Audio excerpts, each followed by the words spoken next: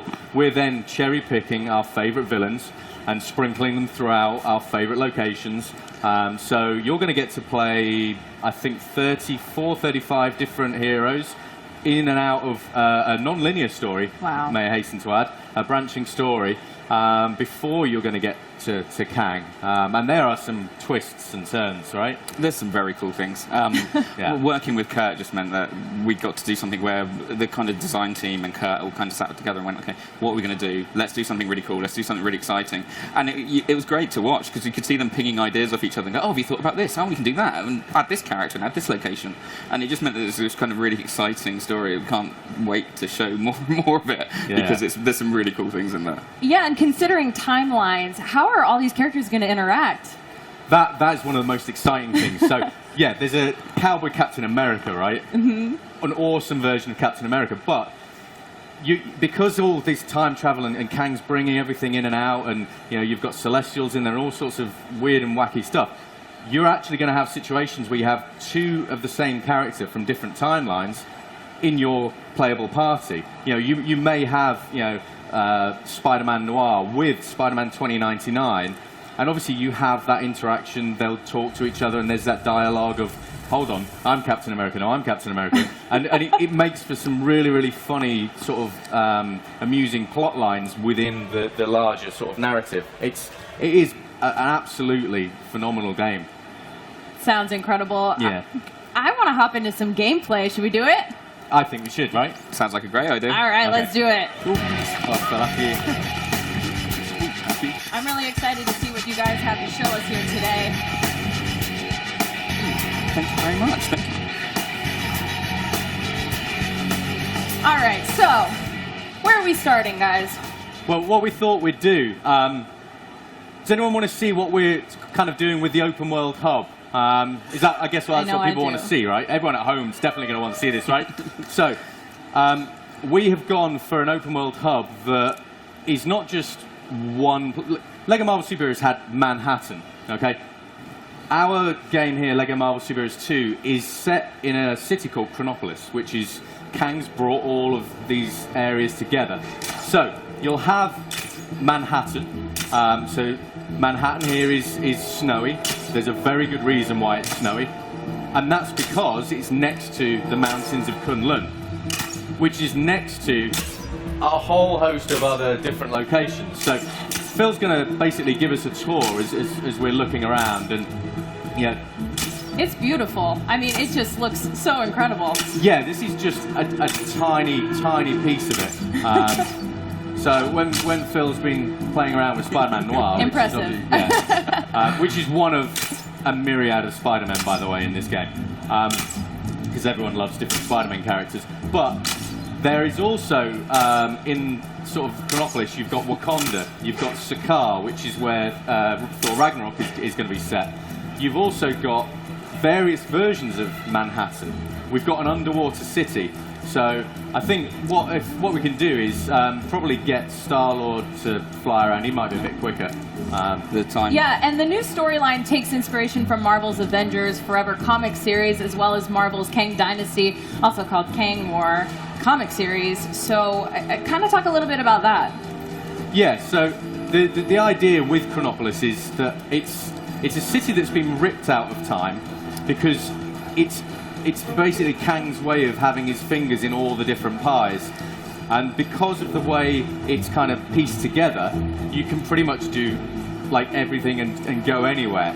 Obviously not right this second, because Spider-Man's doing his own thing, right? Yeah.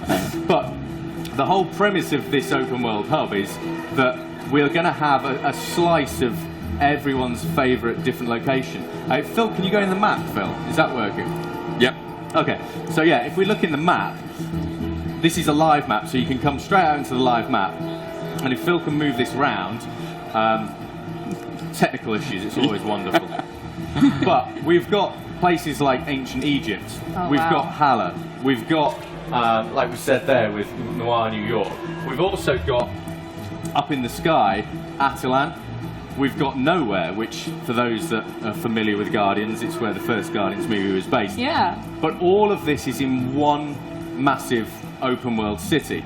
So if we can fly around, that's probably an easier way of doing it. Star-Lord. Oh, yeah. I blame Sharples for all of this. But if we can fly around, That's you'll be so able cool. to see. So this wibbly wobbly thing at the side, this is part of the story. This is Kang kind of brings these places from their own time frames. And you imagine you've got something from medieval periods, you've got something from the future. Very early in the game, part of what you do is bring all these walls down to have this huge open world city. And you have got, like you can see here, all of these areas merge in together. Now this is obviously, the game isn't out until November. So we're working on piecing all of this stuff together. But this is the biggest and most ambitious open world we've ever had in a LEGO game. And the whole idea of this is that we've got a huge game of all the levels and the way the story unfolds, but we've got a massive open world, because what we have found is that people love exploring the open world and all the side quests and the funny little hidden rooms and all of the quirky bits of gameplay that reference Marvel comics and Marvel movies and everything that's great about the Marvel universe. Yeah, absolutely. So comic veteran Kurt Busiek also played a primary role in the story creation. Yeah. Can you tell us a little bit about that? Well, yeah, like the comic runs that kind of inspired this, a couple of us in the office, we really love those storylines because they tell us so much about Kang. So with working with Marvel, we were talking to Bill Roseman, who's the creative director at Marvel Games, and he was like, well, why don't you just ask Kurt to help out? And it's like, oh yeah, why didn't we think about that? Yeah. So yeah, we got in touch with Kurt, and Kurt this is just... great. I'm sorry. Yeah, exactly. A Lego Sphinx. That's amazing. But you can go inside these things. It's not, like a dressing. You can go inside the Sphinx, so there'll be gameplay inside there. There'll be gameplay inside the pyramids. There'll be bizarre little Egyptian men walking around. The idea is that this is a living, breathing city made up of 20 cities. And the whole premise behind the game is to go bigger and better than LEGO Marvel Superheroes. Wow. We want everyone that loved that game to, when they come to this game, be surprised. We want this to be surprises around every corner. So if I'm not mistaken, you guys actually have a new character to share with us, right? We do. Star-Lord's just going to have a little bit of a dance first, clearly. It's very fitting. Yeah, absolutely. And this is something that obviously we care about a lot at TT Games, is the personality. Absolutely. But yeah, if Phil can bring us in a quirky new character that's new to the game, and you'll see there's loads of hidden characters that are yet to be revealed. But what we're looking to do here is bring in one of my favourite characters who we're yet to put in. So we go across there. It's Lockjaw from the Inhumans, which to me is just a super awesome character. It's like, it's a dog for starters. However, a cute and cuddly dog from the Marvel Universe, he's not. He can teleport. He's an absolute fiend when it comes to destroying bad guys and everything else. But being able to go and dive into the Inhumans, as well as everything else that's in the game, they form a really, really key part of the story as you get further into the game. And yeah, it's a great character, and I think a lot of people will be really, really pleased to see Lockjaw in the game. I hope so, anyway. Absolutely. So we talked a little bit about how large of a scale this is for this game, but how does that compare to Manhattan from the original? So this is a difficult thing. If I'm in the office and we were obviously designing this, and the team are like, well, how much bigger is this going to be? It's like, well, just a little bit bigger. But it actually turns out it's like significantly bigger. But that isn't necessarily just because that's what we designed. We have a great art team that decided to add to this and add to this, and we're all Marvel fans, so it actually got bigger and bigger. I think in terms of actual real estate, it's probably 4 or 5 times the size. It's huge. And this is just like one tiny component. We're still obviously working on all of this.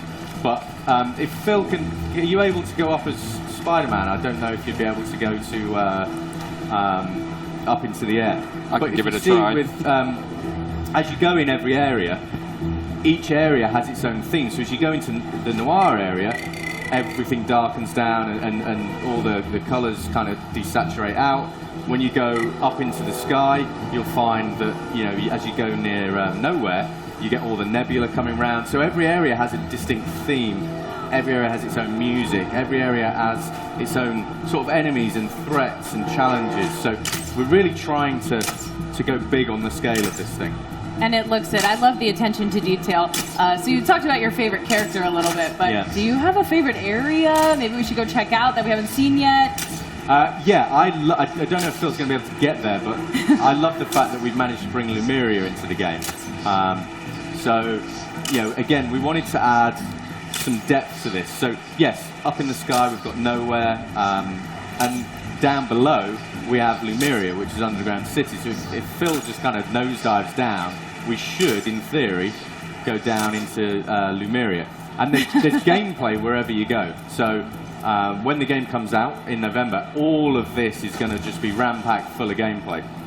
So in theory, if Spider-Man can swim down, you can see you've got a whole underwater city down here that you're going to be able to explore, and there'll be this I can't say who they are, but there's 2 characters I've always wanted to get in the game that are in this area. And you did.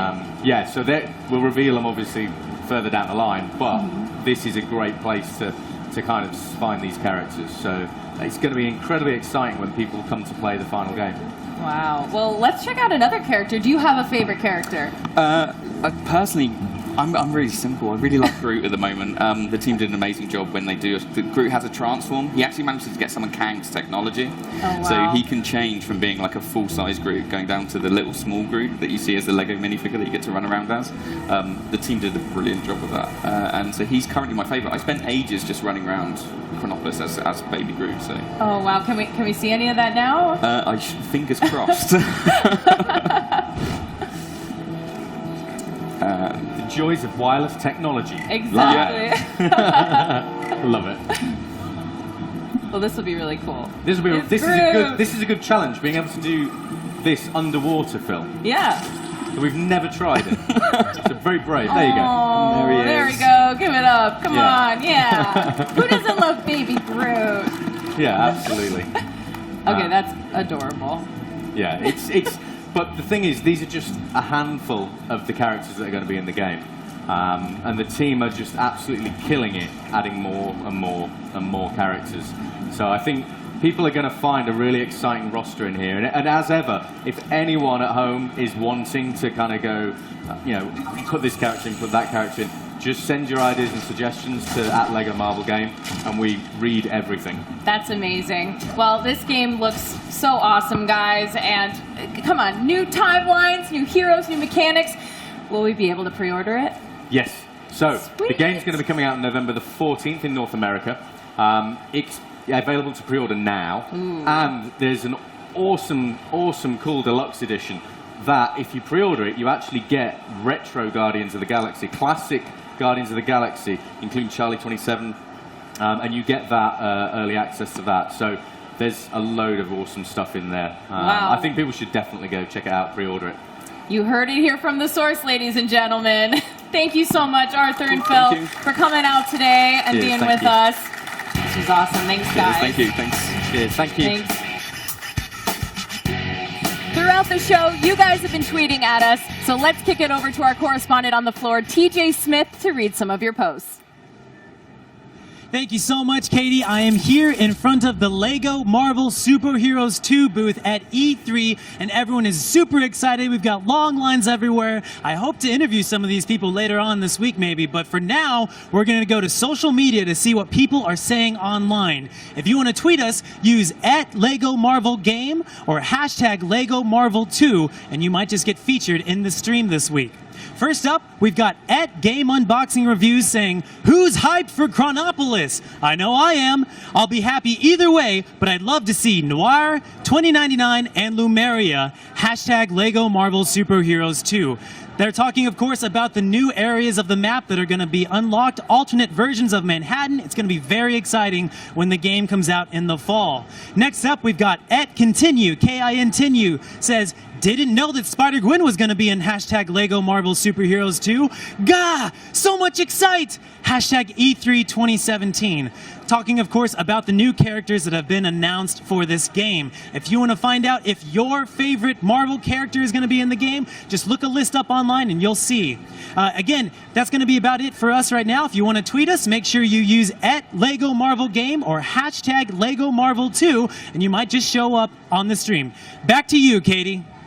So much excitement. Thank you so much, TJ. Remember, you can catch our full E3 show right now at live.wbgames.com, and be sure to tweet us @LegoMarvelGame. Stay tuned. There's lots more to come from WB Games.